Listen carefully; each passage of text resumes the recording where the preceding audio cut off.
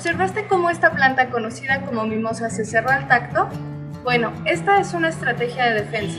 Las plantas han desarrollado diferentes mecanismos de defensa, desde mecanismos químicos hasta físicos.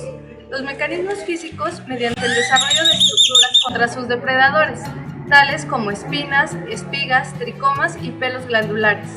El mecanismo químico permite que la planta cambie de composición y estructura su pared celular vegetal, haciéndola más rígida y menos digerible para los insectos.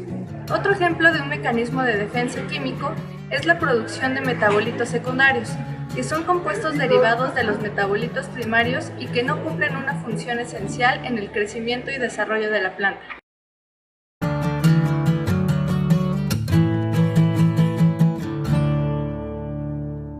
Los metabolitos secundarios no solo son importantes porque participan en procesos de adaptación entre las plantas y su ambiente, también van a permitir el establecimiento de simbiosis con organismos. Además, participan en la atracción de insectos polinizadores u otros organismos dispersores de semillas y frutos. Habrá una producción de metabolitos secundarios cuando haya un daño por organismos herbívoros, cuando sean atacadas por microorganismos como bacterias, virus y hongos. Además, también se van a poder presentar estos metabolitos cuando haya una competencia por nutrientes, espacio o luz. Y por último, van a estar también presentes estos metabolitos cuando haya un estrés abiótico.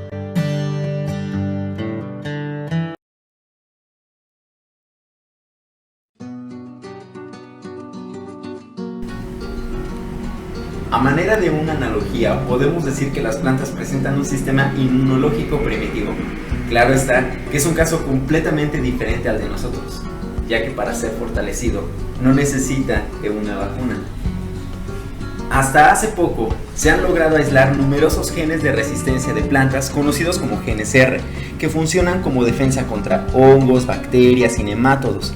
Se cree que la mayoría de los genes R codifican receptores que reconocen y se unen a las moléculas que originan los patógenos. A partir de este reconocimiento molecular, la planta es alertada de la presencia de los mismos, ocasionando un incremento en la transcripción de moléculas de ARN mensajero, que codifican enzimas que sintetizan fitoalexinas. A este proceso se le conoce como la respuesta de hipersensibilidad, caracterizada por la apertura de canales iónicos, fosforilación y desfosforilación de proteínas, producción de especies reactivas de oxígeno, moléculas que debido a su toxicidad detienen indirectamente el daño producido por el estrés en las mismas células al ser precursores de la muerte celular, y también actúan como una señal con la activación de la respuesta de defensa local y sistémica. En términos generales, no se puede hablar de inmunidad en las plantas. Sin embargo, algunos autores consideran que existe una inmunidad debido a la inoculación previa con organismos benéficos que inducen una resistencia sistémica en las plantas ante el ataque de patógenos y de insectos plaga.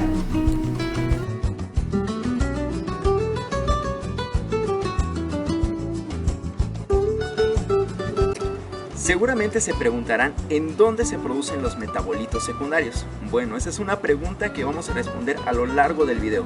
Por ahora, un dato interesante. Actualmente se conocen 20.000 estructuras de metabolitos secundarios, que por su composición química son clasificados en dos grupos principales, nitrogenados y no nitrogenados. Los metabolitos secundarios que tienen nitrógeno son los alcaloides, aminoácidos no proteicos, aminas, glucósidos, cianogénicos y glucosinados. Por otro lado, los compuestos no nitrogenados se dividen en terpenoides, poliacetilenos y policétidos, y también los fenilpropanoides.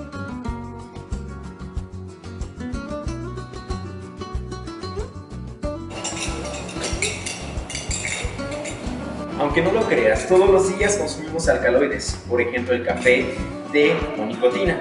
Los alcaloides constituyen el grupo más diverso y heterogéneo de los metabolitos secundarios. Estos compuestos son cíclicos, contienen nitrógeno y se encuentran en un estado de oxidación negativo. Los podemos encontrar en el reino Plantae y Fungi. Se caracterizan físicamente por ser sólidos, cristalinos, incoloros e hidrosolubles. En su mayoría los alcaloides forman precipitados amorfos y unos pocos son líquidos a temperatura ambiente. Sus precursores son aminoácidos y su síntesis se da a través de la ruta del shikimato, aspartato y glutamato.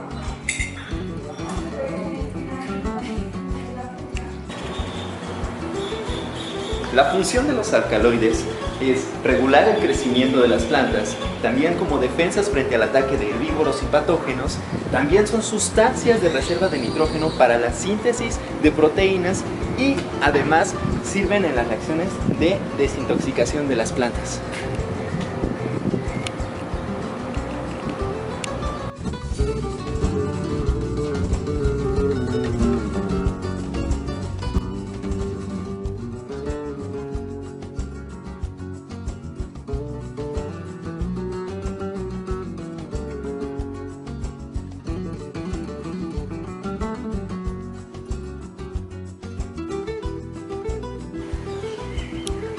¿Alguna vez te preguntaste cómo es que existen flores de colores tan diversos? Pues bien, hablaremos de los fenilpropanoides y compuestos fenólicos. Estos son moléculas que tienen uno o más grupos hidroxilos unidos a su anillo aromático. Los podemos encontrar en muchas clases de plantas, desde algas hasta plantas vasculares. La comunicación entre planta e insecto se da por medio de la emisión de compuestos volátiles, los cuales permiten que uno o ambos organismos se beneficien. Este es el caso de los fenilpropanoides, los cuales participan en el mensaje que emite la planta para atraer a sus polinizadores y dispersores de semillas. Además, los compuestos fenólicos son los responsables del color de flores, frutos y semillas. Por otro lado, intervienen en la protección contra patógenos externos, es antioxidante, estimulante en la oviposición y disuasivo en la alimentación, atrayente y repelente de insectos. Así que, como podremos ver, es un compuesto de gran relevancia dadas sus funciones. Además, los compuestos fenólicos están relacionados con el establecimiento de las relaciones de las plantas con organismos benéficos. Por lo tanto, establecen la simbiosis entre bacterias benéficas y las raíces de las plantas, promoviendo así el crecimiento y la defensa de las plantas.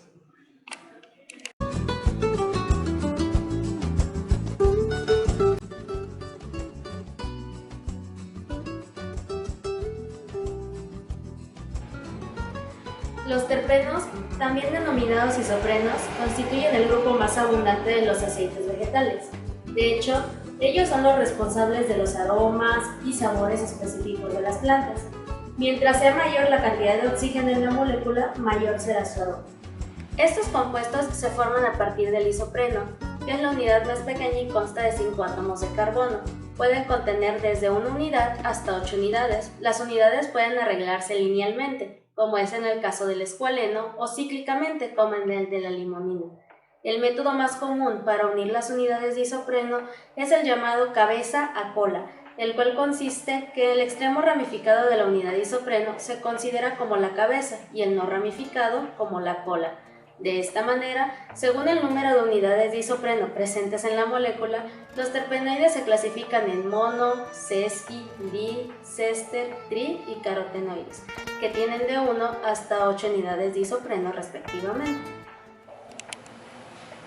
Estos compuestos tienen funciones primordiales en las plantas, como pigmentos fotosintéticos, acarreadores de electrones, reguladores de crecimiento y desarrollo, en la glicosilización de proteínas o como elementos estructurales y funcionales en la membrana celular.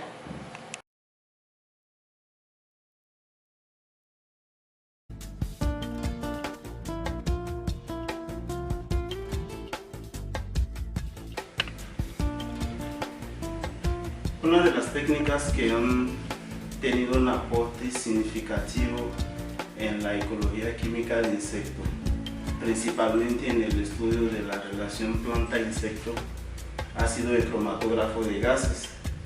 En este caso, el equipo aquí presente es el cromatógrafo de gases acoplado a la espectrometría de masas.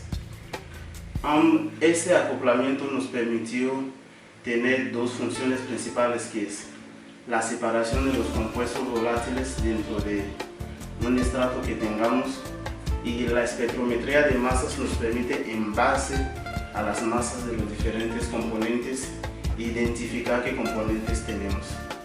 En el caso de nuestro estudio, principalmente lo que estamos haciendo es obtener estratos de compuestos volátiles de pastos, y esos extractos que obtengamos lo inyectamos en el cromatógrafo y el detector nos permite identificar o estudiar ese perfil de volátiles. Una vez que en la detección es realizada, el resultado que tenemos es un cromatograma que nos permite, en este caso, comparándolo a la biblioteca que tenemos disponible, identificar qué compuestos volátiles tenemos y así poder atribuir la presencia o no de determinados compuestos volátiles a resultados que hayamos tenido anteriormente en bioensayos comportamentales, sean resultados de atracción o de repulsión.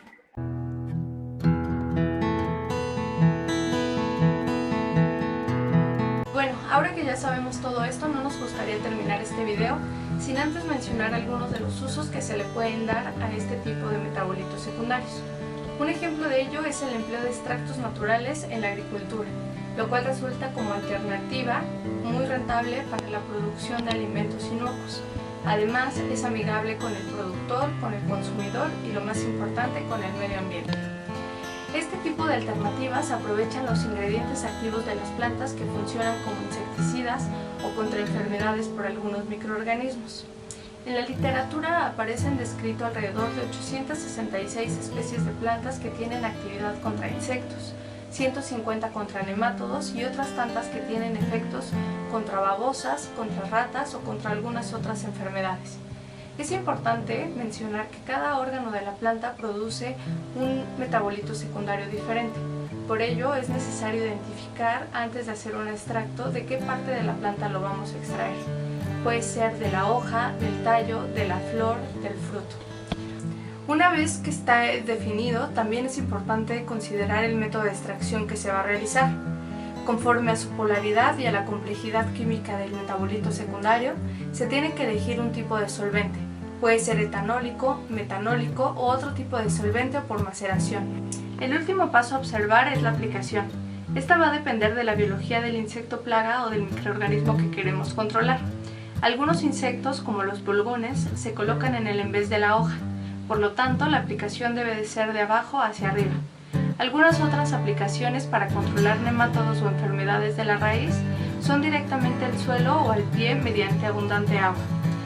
Algunas otras aplicaciones, como la de los compuestos ricos en etileno, son simplemente foliares, con el fin de diseminar el olor y con ello atraer a parasitoides, polinizadores o dispersores de semillas. El etileno también se conoce porque tiene una respuesta de defensa contra el ataque de herbívoros y patógenos en los tejidos distales del sitio de ataque. Uno de los ejemplos más utilizados es el neem, de la familia Melanaceae. Esta planta se ha utilizado para el control de larvas de diferentes tipos de insectos y contra adultos de coleópteros, homópteros y heterópteros pequeños. Su ingrediente activo es la azadiractina, la cual se presenta de manera abundante en las semillas, y su extracto es en forma de aceite. Otro ejemplo de esto también es el ajo, el cual es utilizado comúnmente como control de enfermedades, ya que posee una acción antioxidante y antibiótica.